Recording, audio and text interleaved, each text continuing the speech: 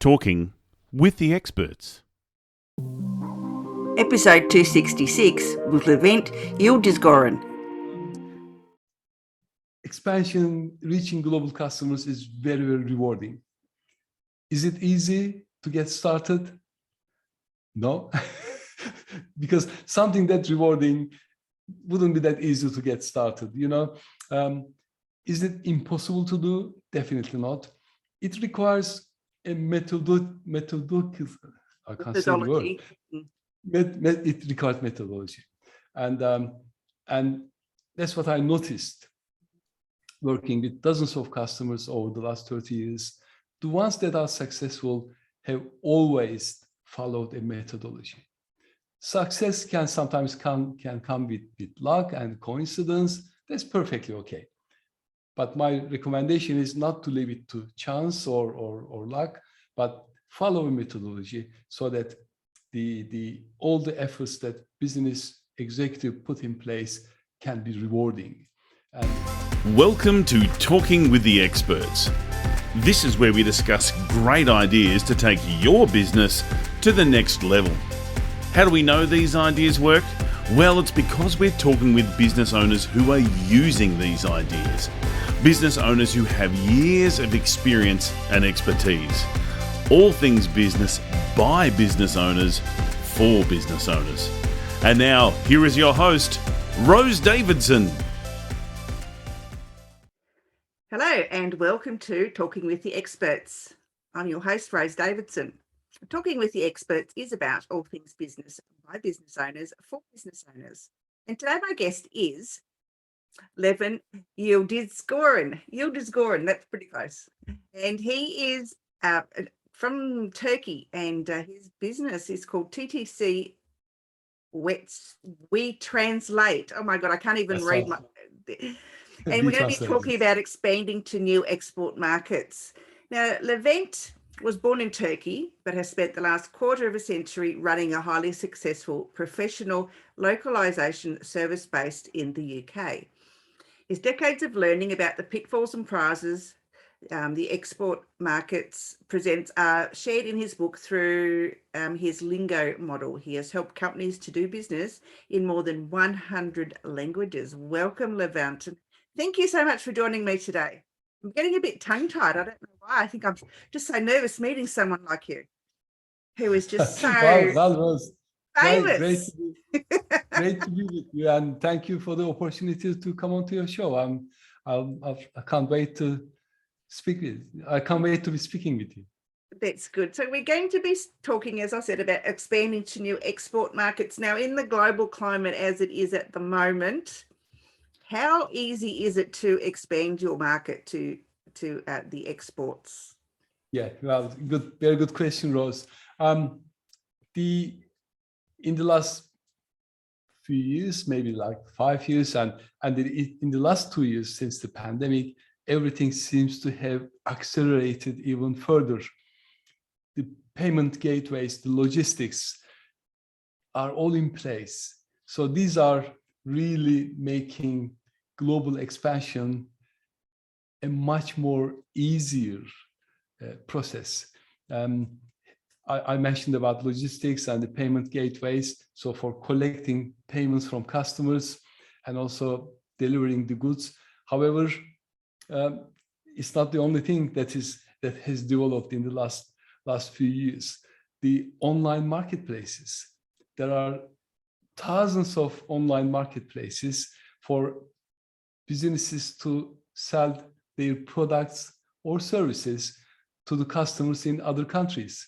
So to answer your question, I believe today is the most convenient time for many reasons for global expansion. Yeah, I'm thinking more in the last 6 weeks with what's happening in the eastern countries, in Ukraine and embargoes and sanctions and things. And if you have already had a market to those areas, is it feasible to continue doing that, or should people fall back and forth? No, it's very logical and very good question again. So I'll approach this in two ways, if I may. Now, one of them is, if Ukraine or Russia is the only market for the business, then that would be like red flags, because both countries are, especially Ukraine, is going to a turmoil. Russia is being, there's so many sanctions imposed against Russia for what they are doing in Ukraine. So if there was a business that purely relies on one of these country markets, then that will be quite dangerous for them in regards to growth and collecting payments, and their goods may get stuck. So this would have been quite an unfortunate situation. So that brings me to the other aspect of your question, is that it is so critical not to rely on a single market. And I'll go as far as suggesting this, that single market shouldn't be your domestic market either. I say in my book, businesses would be considered crazy if they were to rely on a single customer. So why rely on single market? And the world is developing very much with all this means of e-commerce, means of expansion to other countries. But on the other hand, there is the element of volatility, such as pandemics, such as conflicts, such as one taking place right now. In this respect, expanding to multiple markets makes total sense.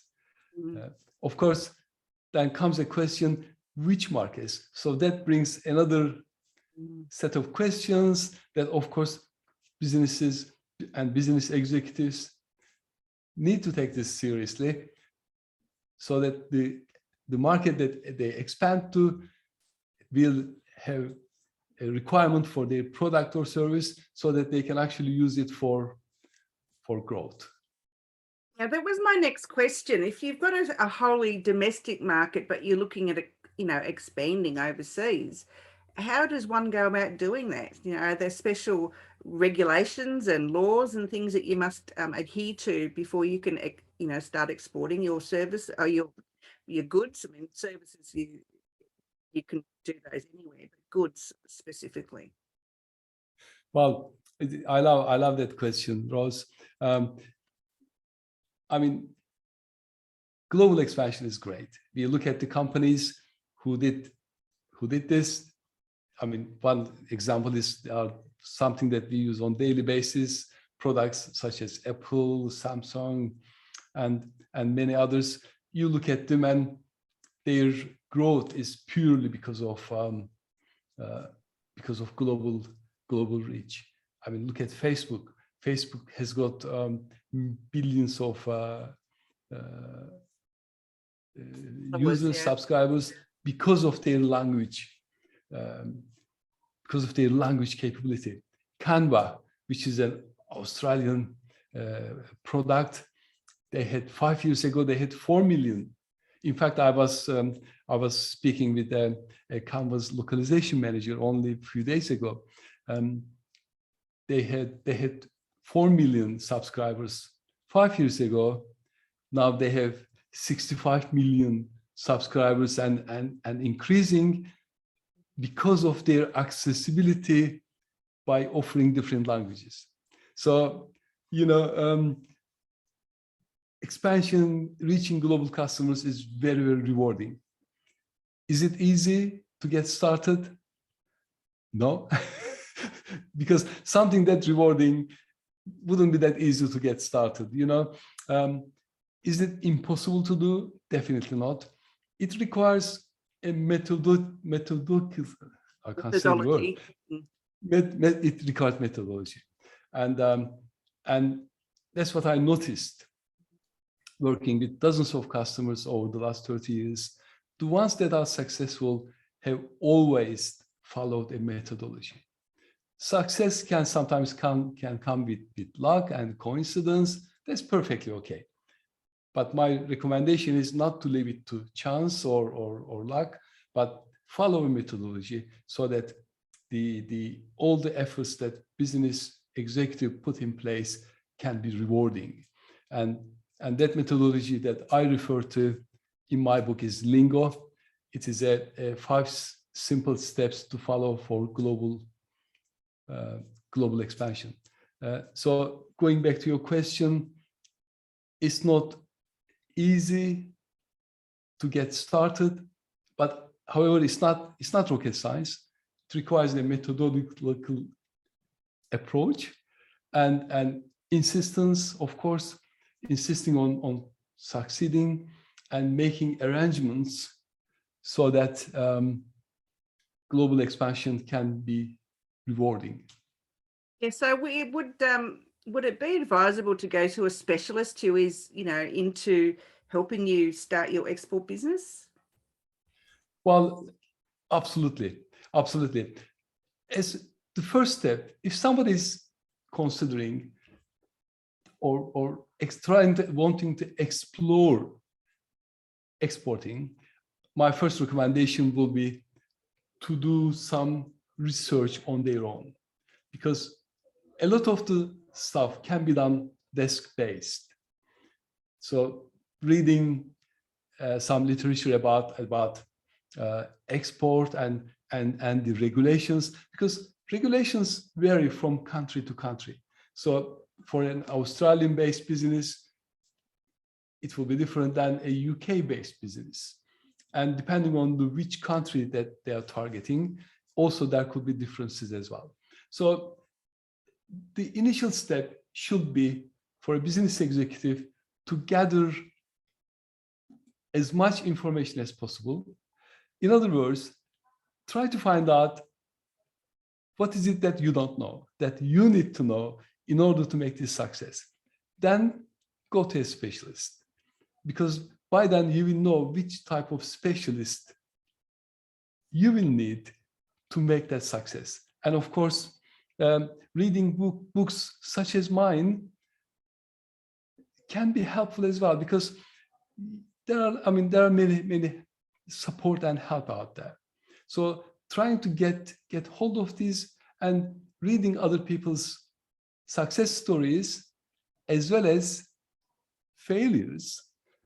And I think somebody told me once that best lesson is when you learn from somebody else's mistakes. Have you been thinking about starting a podcast? You can share your knowledge and expertise with people globally. Create original content that is completely unique from anything else out in today's market, not just in terms of style, but also perspective. And when we talk about revenue generating potential, well, let me tell you, it doesn't stop there. The time to start is now. You know that you should be doing it. However, many people are reluctant because they don't know how to produce it or what tools they need to do their podcast. Please feel free to email me at guest@talkingwiththeexperts.com today, and let's talk about how I can help you to build authority and credibility for your business through podcasting. Remember, don't wait for the opportunity, create it. Why not do that? I loved it when I heard this. That makes so much sense. Why try to learn from your own mistakes? Of course, we should learn from our own mistakes, but isn't it much easier and cheaper to learn from someone else's? Yes. So what's the title of your book, Levent? My title of the book is, got excited now. When you mentioned my book, I got excited. It is called Good Business in Any Language. Very good. And it talks about a 5-step methodology that I call Lingo, that any company doing either products or services can follow, from market research to getting open for business. So those 5 steps will give them a structure to follow so that they can make this a success. Would you be open to sharing a little bit about what this 5-step process is? Yes, I'd love to. Also, if I may say, I'd love to offer the book to your listeners. Can I mention a website so that they can? Absolutely. If they visit levent.team, that is Levent, Levent.team, TEAM, they can visit the website and download the ebook version of my book or purchase one from Amazon. And for UK listeners, we are happy to post a paperback version. Oh, how generous. Yes, definitely. So that will be our pleasure to do. The 5 steps basically is starting from just make sure that I don't miss any of the steps. The 5 steps basically starting from the market research, because the most important aspect is which market to expand to. It's great that we hear about the success of expansion, global reach, but which one to go to? And the first step gives structure for finding, in other words, shortlisting few markets that can be interesting for the company. And at that stage, recommendation is maybe come out with like 2 or 3 countries or country markets. And often the countries within close proximity makes a lot more sense. According to data, USA does more trade with Mexico and Canada than any other country in the world. Why? Because of the close proximity. It makes total sense. It's probably true for Australia. You know, the countries that close to Australia is likely to be the countries that you trade most. Yeah, New Zealand and places like close by. Yeah, definitely. I mean, because the habits, of course, if the language is similar as well or same, that makes total more sense. Second step is information gathering, and that is the time to look at the country that has been shortlisted. So to go a bit deeper into that country to make sure that, yes, actually, if, for instance, if you are thinking about expanding to New Zealand, then what are the barriers? This is the stage to discover the likely barriers in New Zealand. And sometimes that's very, very typical for European countries. Even Easter holidays could be in different dates.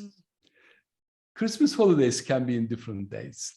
And in some countries, small as Belgium, there are 2 languages. And ignoring one can be quite costly for the business. So this is the information gathering stage, is the stage where you go a bit deeper to understand that, okay, that is the country that are qualified. Okay, this is the one that we are interested in doing business. Third stage is for navigate the market. This is to understand everything in that market and look for ways of distribution if it is for physical products. Is it best to go with distributors? Is it best to go with representatives? Or is it best to go through online marketplaces? And online marketplaces present a tremendous opportunity if the business executive chooses the appropriate one, because it varies from one country to another, depending on the type of product or service. China is a good example. There are so many marketplaces. If you're selling luxury goods, then you need to go to another one. If you're selling just consumables, it's another one, or simply just go to Alibaba or something like JD Digital. So this is the stage to look at all that details and find out what are the restrictions. If you're exporting fine wine to China, what are the restrictions?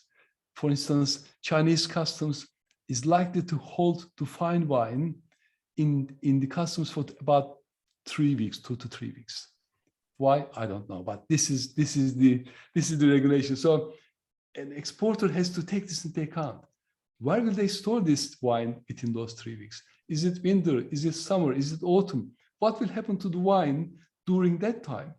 And if they don't take this into account and arrange proper storage facilities, it either will cost them a lot to make those arrangements at the last minute, or if they are not stored properly within that time, the quality may cost them a lot of money, because fine wine is attracted to certain demographics, and they'll only pay that price if it matches their criteria. So this is the time, this is the stage to look into all the details. G is for go operational. This is putting everything together, and it is important to take that step in a timely manner with all the preparations in place, because I've seen companies hesitating to go operational, and within that time they may lose motivation. Somebody else may go into the marketplace, because everything is happening in the world is so dynamic. So what we know is probably discovered by somebody else as well. So doing this in a timely manner is very important. And O is open for business. This is the time monitoring the business, dealing with mitigating circumstances, because the data we have after 12 months may not be the same. I mean, look at the customer behavior that happened following the pandemic. It has changed tremendously. It may not be as drastic as that, but it is important to follow the trends. So when we are open for business, monitoring the marketplace, monitoring the return on investment, and see what is changing, what is likely to happen in that marketplace. So this is the kind of framework of the Lingo model. Very comprehensive model, and it makes total sense. Absolutely. Broken down like that, it does make a lot of sense to me. Anyway, at least I understand it, and would use that model because it's broken down so well, and I could follow it step by step, where I'm not left in the dark to flounder around and where do I go? It's not rocket science really, but the mistakes that I've come across is that companies missing those steps because they got excited. They want to get started. They are motivated so much that they say, well, we'll deal with it later. So these are smart companies making those mistakes is only because they are not following methodology. Of course, when things go wrong, then people lose motivation, they lose money. I've seen customers making those mistakes because they didn't do their due diligence, and the market doesn't return the investment they made. They say, never again. Now, that's a shame, because this company I mentioned to you, they have a great product. They have great potential. They've just gone into the wrong market at the wrong time. And as a result of this, they're saying never again. So this is, to me, that's a great shame. It is a shame. Yeah, I mean, for me, I'm not one to give up easily. So if it didn't work the first time, I'd go round 2 or round 3 even. Yeah, absolutely. And you learn from what went wrong, and then just do it better, and just make sure that you take an action accordingly. Absolutely. So where can people find your book other than on your website and Amazon? Is it anywhere else? Is it in bookstores or anything? It is in bookstores. It can be ordered in any bookstore, like country specific ones, as well as online, and our website will be only pleased to provide them with either a downloadable copy. Otherwise, Amazon is probably one of the easiest places to obtain it. Absolutely. Okay, that's wonderful. Have you got another book in the pipeline, or is this it? Well, I mean, funny you said that, Rose. Now that I've written the book, I've received great feedback from other international experts, as well as from people who are trying to do global expansion. Now, I'm noticing that actually I should have written this. I'm noticing that I wanted to add this, and yes, yeah, there's definitely one in the pipeline. It's in the back of my mind. When, I'm not sure, but definitely, yes, definitely I can see another book kind of happening in the background. Oh, good stuff. That's what I like to hear. Someone that's a bit motivated to write another book. Well, Levent, I've thank got, you. I want to thank you so much for taking the time to speak with me today. Have you got any my words pleasure. that you would like to share with our audience? Yes, Rose, thank you. First of all, thank you for inviting me. Much appreciated the opportunity to speak with you. Well, the one thing that I can share based on my experience is that when business executives are looking for growth, sometimes they can be too busy focusing on profit and loss accounts. Nothing wrong with that. You know, we have to control the cost. But if we do this too much, we kind of lose sight of the growth opportunities. And the best way to grow business is to add another channel, another distribution channel to it. And export markets are one of the best distribution channels for a business that has a good product or service. So that will be my advice. Control your cost, absolutely. But for growth, look for new channels, new export markets. Well said. I totally agree with you. It's what you can only move onwards and upwards, and just keep expanding and doing the best you can. Yes, indeed. Yes, indeed. Levent, thank you so much for your time. It's been an absolute pleasure, and we should chat again. Absolutely. It will be my pleasure, Rose. Have a great day. You too. Bye. You've been listening to Talking with the Experts, hosted by Rose Davidson. Make sure you have a look at our back catalogue over at talkingwiththeexperts.com, and be sure to subscribe to our podcast so you don't miss out on any episode. We look forward to your company next time.